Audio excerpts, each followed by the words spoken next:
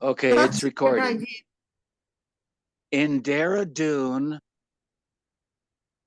Baba had taken the women on 7 March to see a Hindi film, Bharat Milap, which portrayed the story of Ram's return from exile. Special arrangements for their seats were made in advance by Chanji. One Tonga was hired for the invalids, as Chanji referred to the older women in the group. But Baba and the rest of the women walked to the theater from their bungalow. The women had another amusement when Pilamai and Silla arrived from Karachi with two parrots, a male and a female. Baba accepted the pair, and Mehera and the others began looking after them. The male bird did not live long, but the female, a large green parrot named Me too. Mita, Mitu, lived and traveled with them for the next few years. Most parrots in India are called Mita, Mitu, perhaps because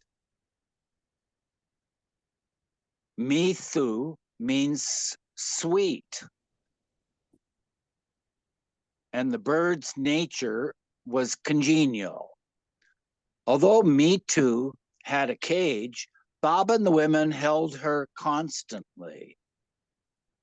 She climbed up the women's skirts to their lap and came for a kiss if they called her. But like some of their other pets, Mitu was also quite mischievous. Parrots are social birds, easily bored. And if Mitu were, she chewed on the furniture. When put when when put above the doorway on the wooden helmet that hid the curtain rod, she chewed the carved wood. They brought her down and scolded her before putting her back in her cage. But Mitu then widened the bars, climbed out, and sat on top of the cage. Oh no. Once Mara put her bag down on the bed, inside of which was something of Baba's. She forgot about it, but Mitu got inside the bag and began chewing on Baba's things. I took a pencil and tapped on the bag, Mara said, threatening to beat her. Come out, Mitu, I said. Out! She was very indignant. Caw, caw, she said, softly at first, and then louder and louder until she was screeching. She made so much noise, at times Katie had trouble sleeping. And the sidebar says, curtains are hung in front of open doorways in most Indian homes to create more privacy. Privacy. Privacy.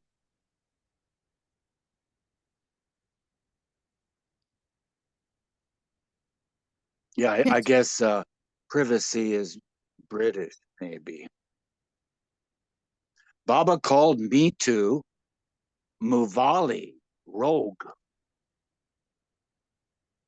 But when she had a bad case of diarrhea, he commented that if Me Too died, she would incarnate as a yogi. And then in parentheses, she survived.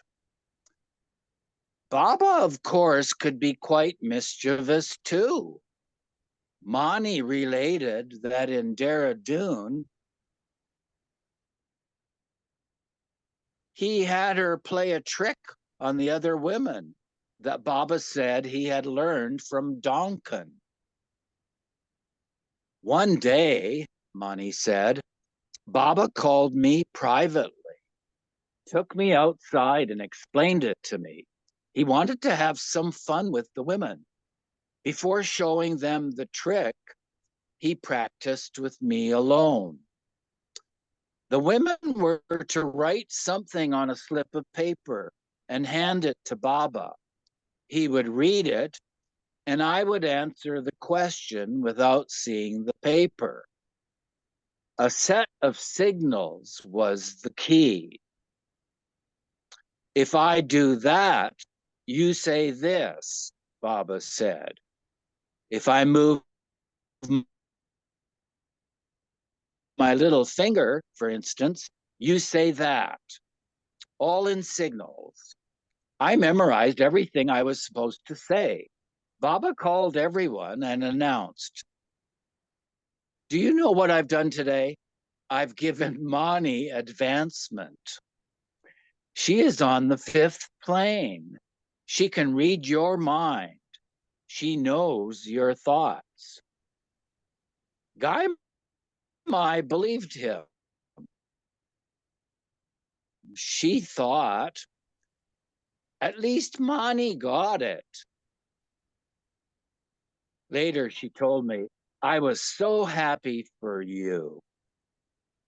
Others were puzzled and wondered whether Baba was joking, but Baba appeared to be quite serious. Baba told them to write down what they wanted to ask. I stood to one side. Baba did something, gave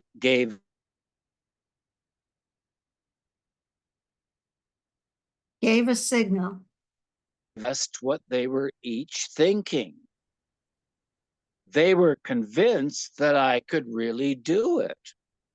Some even looked scared.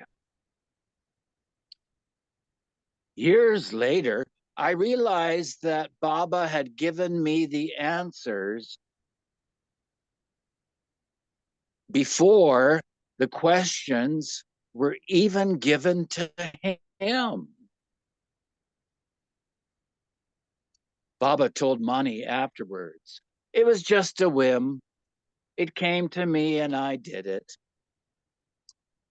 While in Dehradun, Baba allowed a comical, toothless singer from Terry Garwal to perform, and later had the women imitate the elderly singer's unique style.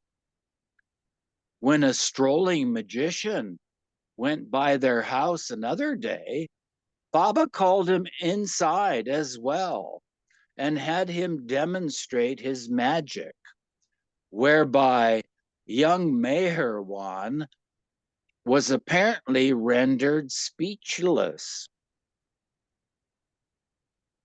Meher I can't hear you. and whispered to me that when he clapped, I should pretend to become hypnotized and unable to speak. When he clapped again, I should start speaking normally. Then, clapping, he asked the audience to call out to me. I kept dumb. Baba clapped and gestured to me to speak. Still, I kept mum, not to spoil the show. The magician then clapped and asked me whether I was hypnotized. And I innocently replied that I was only pretending. Everyone laughed, but Baba said that I was really hypnotized because I did not even answer him. Life in the ashram, however, was not always so magical. Not surprisingly, with all the tension over the war, some had sleep disturbances. Once, someone got up to relieve herself in the middle of the night, opened what she thought was the door to the bathroom, and crawled into a cupboard. Did she Another pee? night, yeah, I wonder. Another night, when Kitty got up to use the bathroom, she tried to push Rano out of her own bed when she came back, thinking it was hers. Kitty also used my bath towel, Rano said, not noticing the difference. Irene was not well in Dehradun. She sometimes went into what appeared to be a catatonic state. Margaret was ordered to take care of her. Kitty thought her condition was psychological, but admitted Irene suffered the most physically of any of the Westerners in the ashram. Irene herself thought her fits had a physical basis and described her condition thus: I was conscious. I knew what was going on, but I couldn't move. Kitty massaged my feet. They sprinkled brandy in my mouth and around my nostrils. Baba would come and look at me. Nilu had to give me injections. The seizures were a result of black water fever and malaria I had contracted, which attacks the nerves and has this reaction. Many times it, it happened. The lack of privacy was what annoyed Margaret most about living in the ashram. Recalling a slightly earlier time when Narina was still with them, Margaret recounted, I couldn't stand that there was no privacy to even throw something away. Someone was sure to find it. Before you knew it, you saw it was being used again. Norina wasn't used to darning and sewing, but we'd see her doing even that. At the end, she threw the needle away out the window. The Easterners went round, found it on the ground, and saved it. Pretty soon, Narina's stock of foreign needles was finished. The Indian ones weren't very good, so the Easterners presented her with one of her own needles, which had been thrown away. Margaret's antipathy to saving things that she thought should be thrown away was remembered by Mani too. One day in Dehradun, Margaret decided to discard a worn down pumice stone, but not in the waste paper basket where someone might resuscitate it. She went outside and threw it far away where there were dry riverbeds. Every morning we went for a walk with Baba. That morning, Baba said we should walk near the riverbed. We didn't know anything about Margaret Stone. As we were walking, suddenly I said, Kitty, look.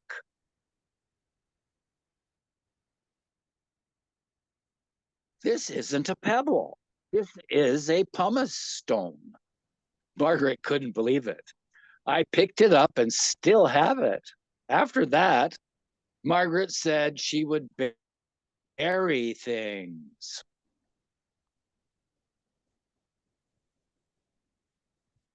During their summer holidays, Meru and Nagu joined Baba wherever the group happened to be. They arrived from Nasik on 13 May and stayed for a month. These were happy days for Meru, and leaving was always difficult. When it came time to go, Baba told them to say goodbye to everyone. They would, with sad faces. And Baba saw this and said, "Don't worry. When is your next holiday?" "Not for 3 more months." Baba snapped his fingers. "It will go just like that. Don't worry. Be happy and think of me." Later, Meru noted, although one felt sad because of parting, Baba made you happy also. Daulat Mai had accompanied Meru and Nagu to Dehradun, but left the same evening they arrived, 13 May, after receiving instructions from Baba. Daulat Mai returned to Nasik, where she was looking after Franey and the children.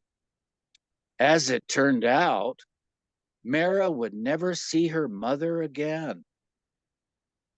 Throughout April and May, despite the intense summer heat, Baba made numerous must trips to different parts of northern India. Before departing on such tours, he always wished Mara goodbye. On 16 May, before leaving for the Nepal and Bhutan borders, he announced his intention to take the women to Rishikesh in June. Baba also remarked, "Today it is 21 years since I started my work. The first 7 years were with men. You don't know how much I enjoyed it. The next 7 years were with boys. I suffered and enjoyed both. Then 7 years with women. You don't know how sick and fed up I am of it. But thank God, this phase is also coming to its end. From June in Rishikesh, I will be quite different. You will have to do exactly as I say, or go to hell. I will only be waiting for the slightest excuse to send you all away."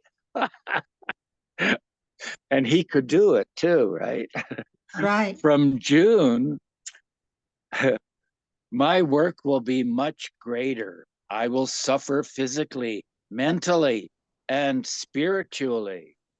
I will be indifferent to all and everything. And there is nothing worse than indifference. Maybe we'll have some pictures now.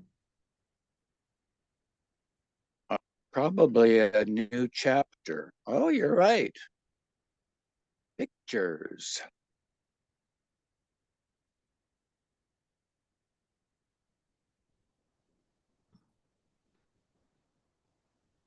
There's Baba.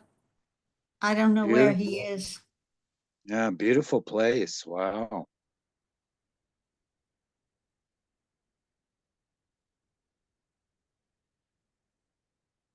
In the Himalayas Uh-huh. in May of 1942. That's when the war Uh, was going on. mm.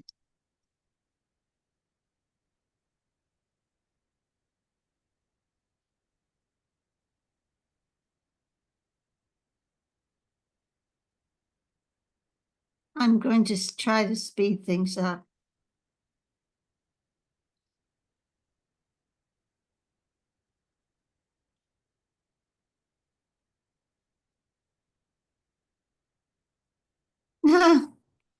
I didn't what re, re, realize what I was doing.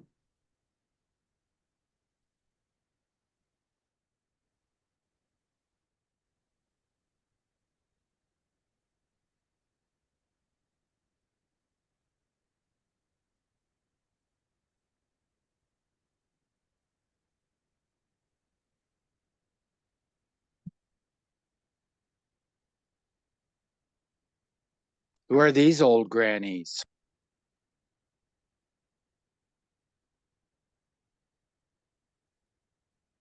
I'm not sure. Mm. I can't find them.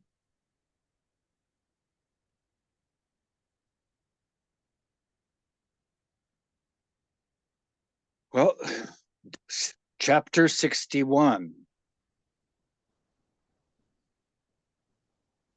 Down by the riverside. Do you want me to try to find the pictures?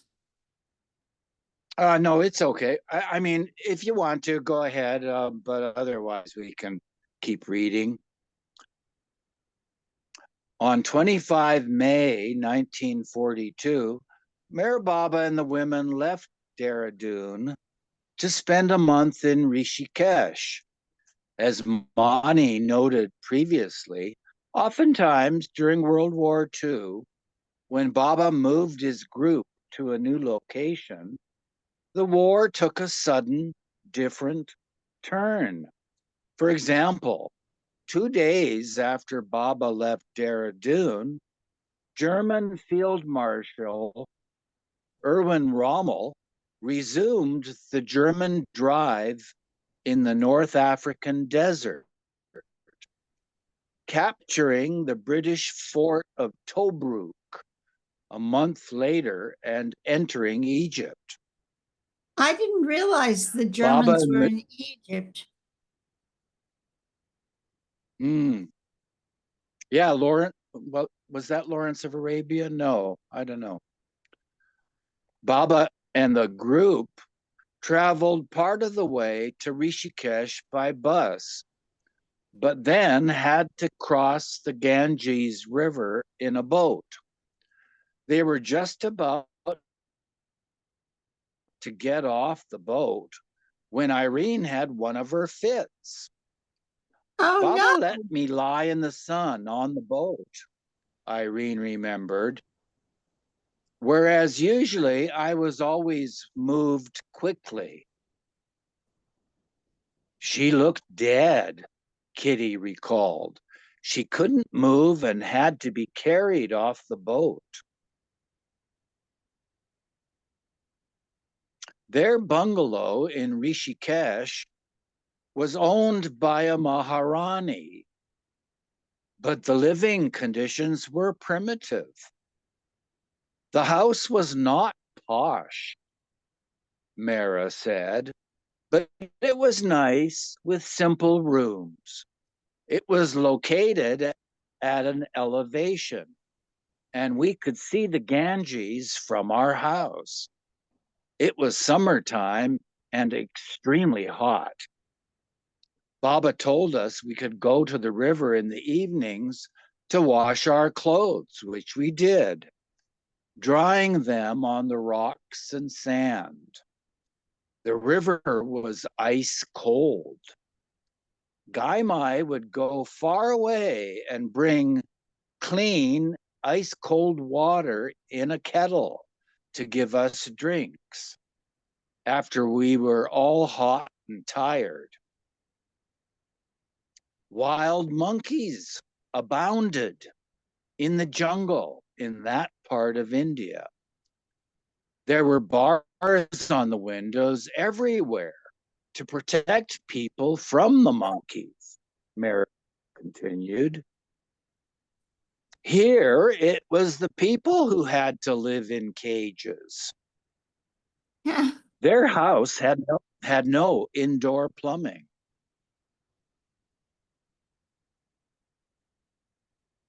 Makeshift toilets had been built outside, but on 28 May, the person hired to clean them quit. Baba told the women that now, as there was no sweeper, they would have to clean their own toilets. Oh, no. Mehera did not have to do this work, but for 2 or 3 days, the four Westerners, Kitty, Rano, Margaret, and Irene, and one Easterner, Mansari, helped empty and clean the heavy tin boxes from the toilets.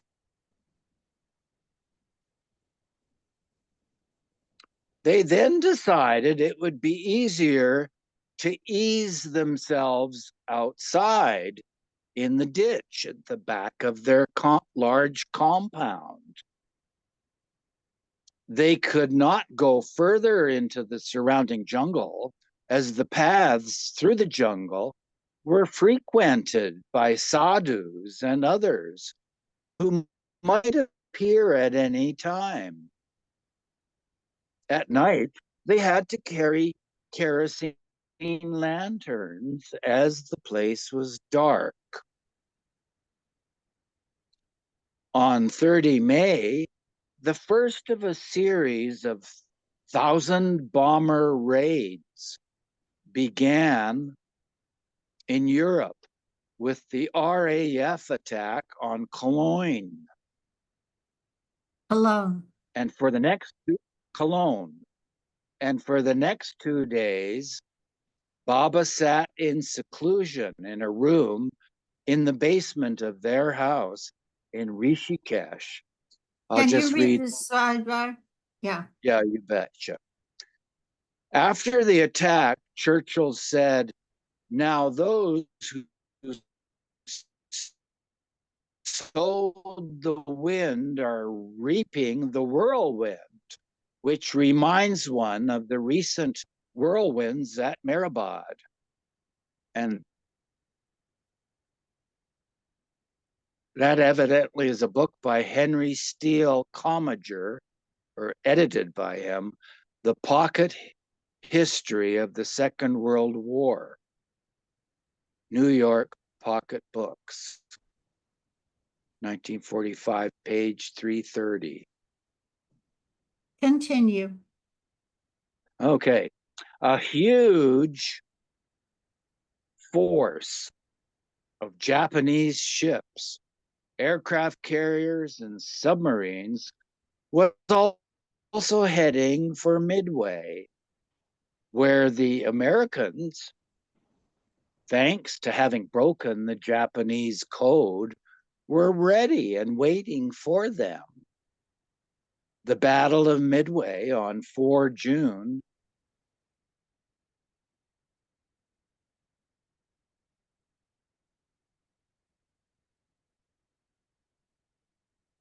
I can't hear anything.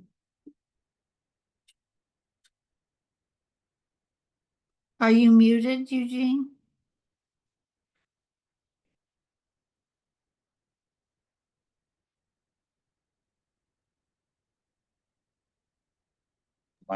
my screen is okay.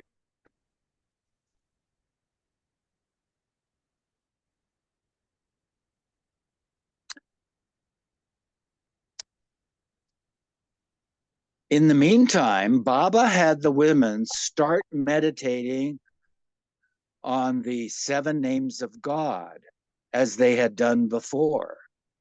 They were to do this on the bank of the river at 4 p.m. It was good no one was there on the banks, said Mehera. We were alone in front of the house. We all sat in a row, all shutting our eyes. It was nice to think of Baba. Once Baba came to the river with them. He told them to close their eyes and meditate for 5 or 10 minutes. Irene thought, why should I meditate when Baba is right in front of me?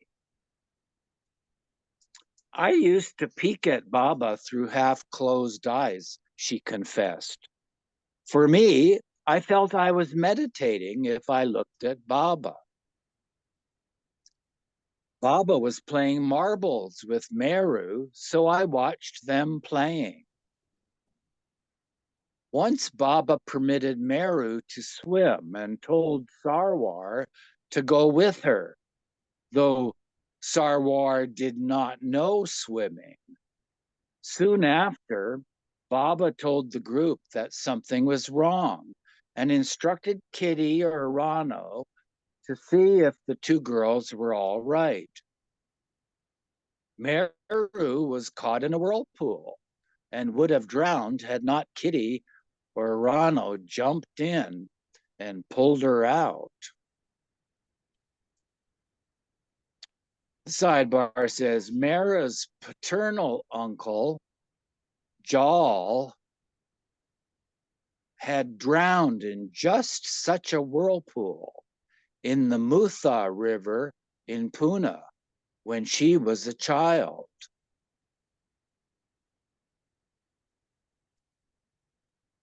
Sometimes Baba took the women for a walk or to show them an interesting sight. 2 or 3 times, we had to go to the other side of Rishikesh, Mehera related. We followed Baba across the Lakshman Jula suspension bridge across the Ganges. It was narrow and rickety. I felt giddy. Baba walked fast. We all crossed one by one. The sidebar says, Lakshman Jula suspension bridge is Rishikesh's most famous landmark, and Baba had sat in seclusion near there in 1942. Tradition has it that this spot is where Lord Ram's brother, Lakshman, crossed the Ganges using a jute rope. When Baba went out on must contacts, the women continued their normal routine. One day they had a special surprise. We were on the banks of the river, Mehera continued, and we could see the road on the other side, going to Lakshman Jula. Baba was going by, returning home in a Tonga, but we didn't know it. One of us looked up and saw him waving to us. We all waved back. It took 20 minutes for him to reach us through the forest path. Baba came and told us all about his travels, what he did, how many really good musts he had contacted, describing the ones on the first plane and some with only hawa, breeze of the path. The sidebar says, unfortunately, there is no record of Baba's comments. Mani had been keeping diary notes of their travels for the past 4 years, but she suspended this practice for some time in Rishikesh. Baba also reminded them of how lucky they were to be with him continuously when so many, especially in the surrounding area, were going through austere penances and did not have even the sight of him. Some of the women in the ashram envied the life of the yogis and sadhus in Rishikesh. Silla opined, what a nice life these yogis were leading. They wake up in the morning, meditate, dye their clothes orange, no worries at all. Baba said, you have no idea. You people have all passed through such births. That's why you are with me. It will take these so-called yogis innumerable births to come to me and sit with me like you. You have no idea what luck you have to be with me. Angels envy you. You are most fortunate. Katie, who had kitchen duties, did not like working in the hot kitchen, and she did not feel fortunate. One day, when she was in an irritable mood, she even felt like running away and leaving Baba. Suddenly, Baba came into the kitchen and asked, what are you thinking? Katie started to cry. Baba, I feel like running away. I don't want to stay with you. I don't want anything. Why?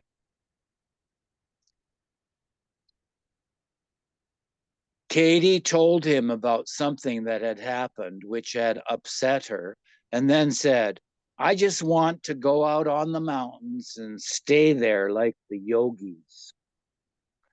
Baba chuckled. That's very easy. Sitting alone, away from the world, with no temptations and nothing to bother you, nothing to excite and upset you. This is real. Staying in the world with everything. This is the real thing. You have to fight and conquer. Just sitting up on some mountain in peace and meditating on God, that's nothing. After this explanation, Katie felt much better, and Baba said, come on, smile. He took hold of her chin and gave it a loving shake. Once, the author asked Naja, what is the one thing you learned from staying with Meher Baba? Naja replied, one thing I learned from being with Baba was that if it is Baba's wish and grace, only then can we love and serve him. Otherwise, if it is not in our destiny, we cannot. All the time, Baba repeated how lucky, how fortunate we were. From the beginning, he would say, there are so many in the world who are dying to be with me, and they don't get a chance, even for a moment.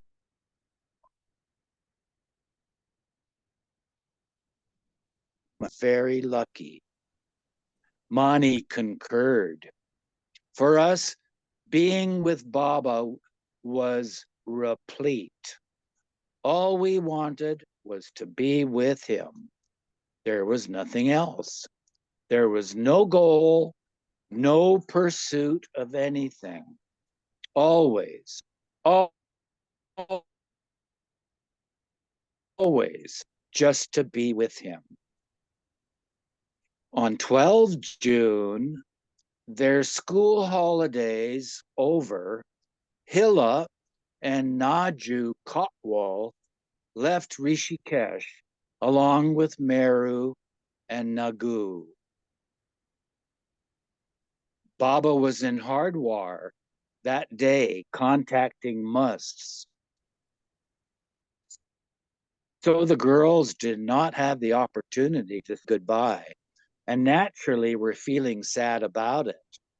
But when their train stopped at the Hardwar station for an hour, Baba happened to be there and gave each a quick embrace before they journeyed on. On 23 June, Baba took the women to Hardwar for the day, where an annual gathering of thousands of sadhus was taking place. Mehera remembered it was a nice trip through the forest.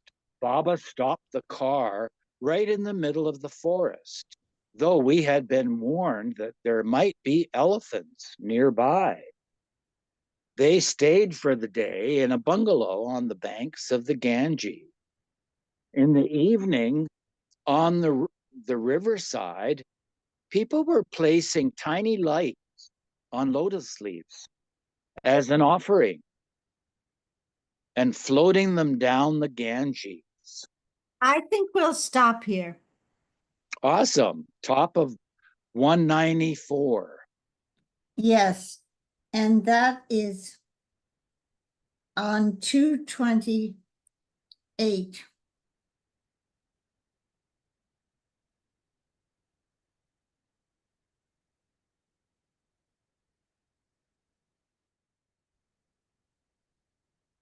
Well, thanks for scrolling, Tina. I'll turn off the record.